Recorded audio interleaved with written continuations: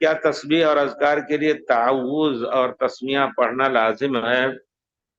اگر آپ قرآن کا کوئی جز پڑھ رہے ہیں تو آپ اعوذ باللہ السمیع العلیم بسم اللہ، جیسے سورہ فاتحہ پڑھنا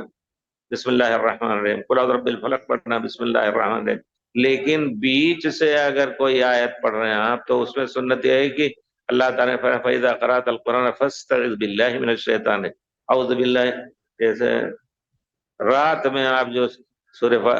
قل آیت الکرسی پڑھتے ہیں سوتے وقت یا نہیں پڑھتے ہیں؟ رات کے اذکار میں ہے سوتے وقت آیت الکرسی پڑھ کے اعوذ باللہ من الشیطان الرجیم اللہ لا الہ الا هو الحی القیوم،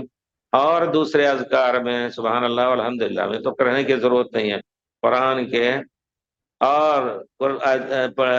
پڑھیے وقت اور چلتے پھرتے قرآنی دعائیں پڑھتے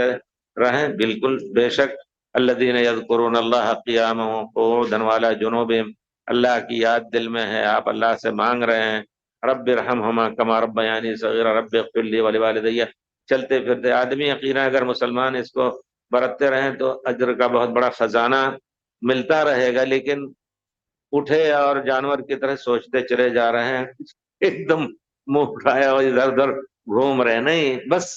ذکر اذکار کرتے ہوئے انشاءاللہ دماغ بھی صحیح رہے گا، دل بھی صاف رہے گا، پڑھتے رہیں انشاءاللہ۔ یہ ہے سنت، بارک اللہ بھی چلتے پھرتے اللہ کا دیں گے، ہمارے نیک بندے ہوئے جو چلتے پھرتے ہمارا یاد کرتے ہیں،